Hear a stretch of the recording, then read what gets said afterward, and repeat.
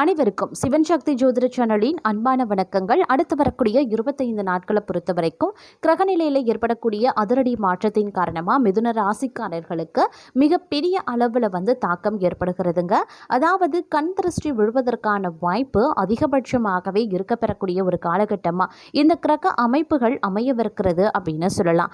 அதாவது கண் திருஷ்டி அப்படின்னு சொல்லணும்னா ஒரு நபர் எதிர்மறை ஆற்றலையோ அல்லது பொறாமையின் காரணமாகவோ மற்றவருக்கு தீங்கு விளைவிக்கக்கூடிய எண்ணத்தோடு இருக்கக்கூடிய பட்சத்தில் அதை சொல்லக்கூடிய ஒரு வார்த்தையாக நாம் கண் திருஷ்டி அப்படின்னு சொல்லுவோம். அதாவது கல்லடி பட்டாலும் படலாம், கண்ணடி படக்கூடாது அப்படின்ற பழமொழிக்கு ஏற்றவாறு கண் திருஷ்டி அப்படிங்கிறது விழக்கூடிய பட்சத்தில் நம்மளுடைய வாழ்க்கை மிகப்பெரிய அளவில் மோசமான விளைவுகளை எதிர்கொள்ளும் அப்படின்னு சொல்லலாங்க. ஏன்னா கிரகங்களினுடைய அமைப்பு எந்த அளவுக்கு தாக்கத்தை ஏற்படுத்துகிறதோ அதற்கு நிகரான அதை விட அதிகமான ஒரு பலன்களை இந்த கண் திருஷ்டியின் மூலமாக மோசமான விளைவுகள் ஏற்படும் அப்படின்னு சொல்லலாம். அந்த வகையில் மிதுன ராசிக்காரர்களுக்கு கிரகநிலை கிரக மாற்றத்தின் காரணமாக உருவாகக்கூடிய சில நற்பலன்களின் விளைவாக கண் திருஷ்டி விடுவதற்குண்டான வாய்ப்பு அதிகபட்சமாக இருக்கிறது. இதன் காரணமாக எதிர்கொள்ளக்கூடிய பிரச்சனைகள் அப்படிங்கிறது சொல்லில் அடங்காதவை அப்படின்னு சொல்லலாம். உங்களை பொறுத்த வரைக்கும் அடுத்து வரக்கூடிய 25 நாட்களுக்கு என்ன மாதிரியான விஷயங்கள்ல உஷாராக இருக்கணும், கண் திருஷ்டியால் உருவாக்கக்கூடிய பிரச்சனைகள் என்னென்ன, அதை சமாளிக்க நீங்கள் என்ன பண்ணணும் அப்படிங்கிறத பற்றியும், இந்த காலத்தில் என்ன மாதிரியான விஷயங்கள் உங்களுக்கு சாதகமாக இருக்கும், அதிர்ஷ்டத்தை தரும் அப்படிங்கிறத பற்றியும் தொடர்ந்து தெரிஞ்சுக்க வீடியோ ஸ்கிப் பண்ணாமல் கடைசி வரைக்கும் பாருங்கள். வீடியோக்குள்ளே போகிறதுக்கு முன்னாடி இது வரைக்கும் நீங்கள் நம்ம சேனலை சப்ஸ்கிரைப் பண்ணலை அப்படின்னா உடனே சப்ஸ்கிரைப் பண்ணிக்கோங்க. அப்படியே பக்கத்தில் இருக்கக்கூடிய நோட்டிஃபிகேஷனுக்கான பெல் பட்டனையும் ப்ரெஸ் பண்ணிக்கோங்க.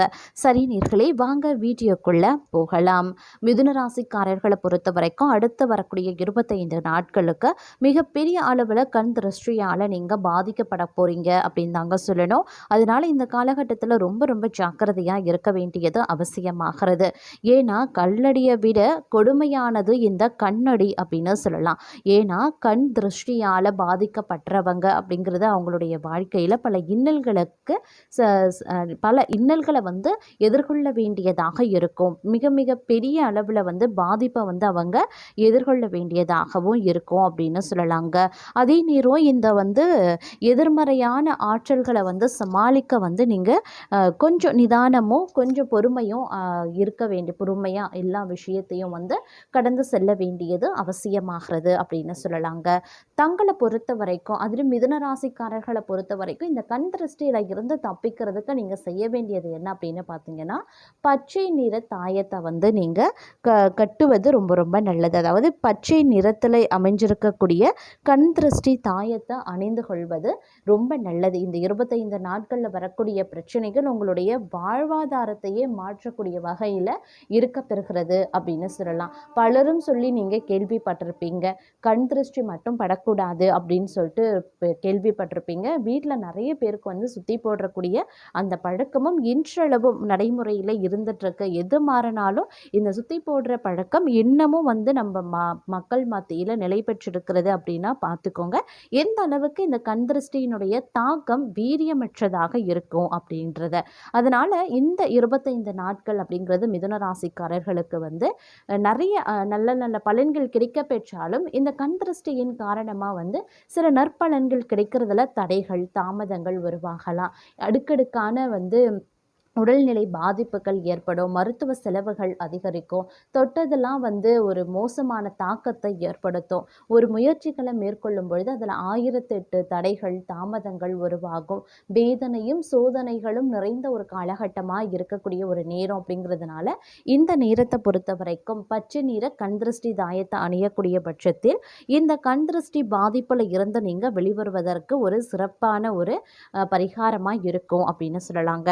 அதே நேரம் மாத கோள்களினுடைய சஞ்சாரம் அப்படிங்கிறதும் பார்த்தீங்க அப்படின்னா ஓரளவுக்கு உங்களுக்கு நற்பலன்கள் கொடுக்கவும் வாய்ப்புகள் இருக்குது. ஒரு புறம் கிரகங்களுடைய அதீத நன்மையின் காரணமாக உங்களுக்கு கிடைக்கக்கூடிய அந்த கண் திருஷ்டியினுடைய தாக்கம் இருக்க பெற்றாலும் சில கிரகங்கள் பார்த்தீங்க அப்படின்னா ஒரு சில விஷயங்களில் உங்களுக்கு நற்பலன்களை ஏற்படுத்தக்கூடிய வகையில் அமையப்பட்டிருக்கிறது அப்படின்னு சொல்லலாம். என்ன மாதிரியான விஷயங்களை நீங்கள் இந்த 25 நாட்களில் மேற்கொண்டீங்க அப்படின்னா உங்களுக்கு நல்லது நடக்கும் அப்படின்னு பார்க்கும்போது, மாணவர்களை முதல் விஷயமா எடுத்துக்கலாம். மாணவர்களுக்கு இது ஒரு அதி அற்புதமான காலம். ஆனால் அதிகமாக கண் திருஷ்டியால் பாதிக்கப்படுறதுல மாணவர்கள் முக்கியமாகவே இருப்பாங்க. அதனால் கொஞ்சம் நீங்கள் கவனமாக இருக்கணும். அதே நேரம் அதற்கு நிகராக பெண்களையும் நாம் எடுத்துக்கலாம். பெண்களுக்கு பார்த்தீங்க அப்படின்னா அவங்க செய்யக்கூடிய வேலைகள், அவங்களுக்கு கிடைக்கக்கூடிய நற்பலன்கள், அவங்களுக்கு எதிர்கால திட்டங்கள், இந்த மாதிரியான பல விஷயங்களால் நீங்கள் யார்கிட்ட பகிர்ந்துக்கிறீங்களோ அவர்கள் மூலமாக உங்களுக்கு கண் திருஷ்டி விழும். அதனால் கொஞ்சம் உஷாராக இருங்க. எந்த ஒரு நல்ல செய்கையும் எந்த ஒரு நல்ல விஷயத்தையும் வந்து பிறரிடம், மூன்றாவது நபரிடம், அக்கம் பக்கத்தில் இருக்கவங்க உறவினர்களிடத்துல கொஞ்சம் பகிர்ந்து கொள்வதை இந்த காலகட்டத்தில், அதாவது இந்த 25 நாட்களில் தவிர்ப்பது ரொம்ப ரொம்ப நல்லது. இந்த மாதிரி விஷயங்களை நீங்கள் பகிர்ந்து கொள்ளக்கூடிய பட்சத்தில் அவங்க தங்கள் மீது பொறாமை கொண்டு இந்த கண் திருஷ்டி அப்படின்ற ஒரு விஷயம் ஏற்படுங்க.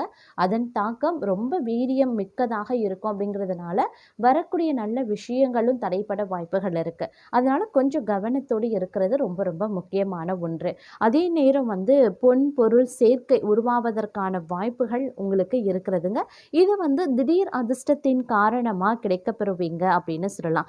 இது எப்படி கிடைக்கும் அப்படின்னு பார்த்தீங்கன்னா, குரு பகவானும் சுக்கிரனுடைய இணைவின் காரணமா பார்த்தீங்கன்னா லாப யோகம் அப்படிங்கிறது வந்து உருவாக இருக்கிறது.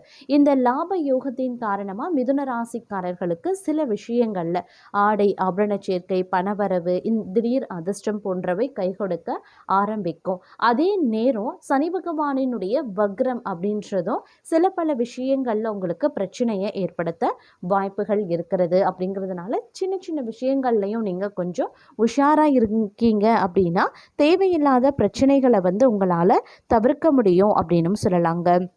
அது மட்டும் கிடையாது, இந்த காலகட்டத்தை பொறுத்த வரைக்கும் பார்க்கும் பொழுது உங்களுடைய பேச்சாற்றல் வந்து வெளிப்படக்கூடிய ஒரு காலகட்டம். எந்த ஒரு விஷயத்தையுமே வந்து நீங்கள் மனதில் வைத்து கொள்ள மாட்டீங்க, வெளிப்படையாகவே பேசிடுவீங்க. எதிரிகளை போட்டி போட்டு ஜெயிக்கிறதுல நம்பர் 1 இடத்துல இருப்பீங்க. இருந்தாலும் இதுவே உங்களுக்கு கண் திருஷ்டியை ஏற்படுத்திவிடும். அதனால் கொஞ்சம் பார்த்து பக்குவமாக நடந்து கொள்ள பாருங்க. அதே நேரம் வேலையிலையும் வியாபாரத்திலையும் தங்களுடைய கை ஓங்கி இருக்குங்க. ஆரோக்கியத்தில் இருந்து வந்த பிரச்சனைகள் கொஞ்சம் கொஞ்சமாக விலகும். நீண்ட நாள் துன்பங்கள் விலகவும் ஆரம்பிக்கலாம்.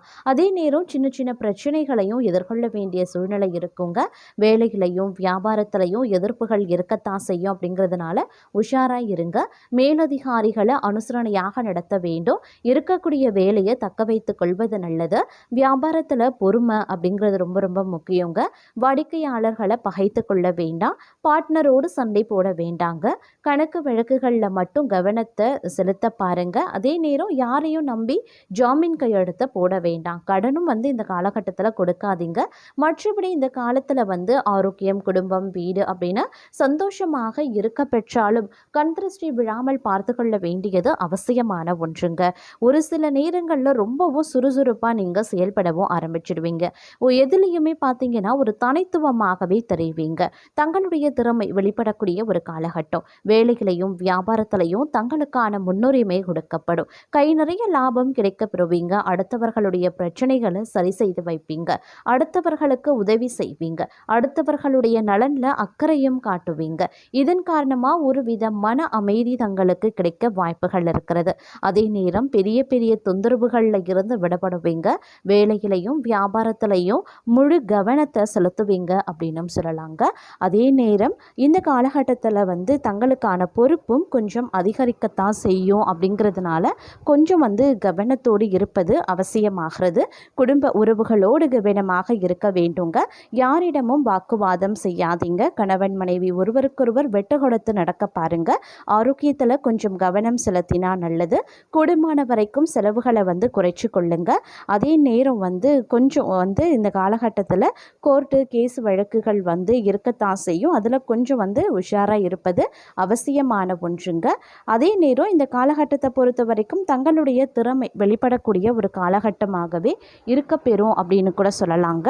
அது மட்டும் இல்லாமல் ஏற்றுமொழி பேசுபவர்களால் அதிக அளவில் ஆதாயம் அடைவீங்க. பிள்ளைகள் விஷயத்தில் இழுபறியாக இருந்த நிலைமைகள் அனைத்துமே படிப்படியாக மாற ஆரம்பிக்கும். குடும்ப விஷயம் அப்படின்னு வரும்பொழுது ஓரளவுக்கு ஏற்றத்தாழ்வுகள் நிறைந்ததாக இருக்குங்க.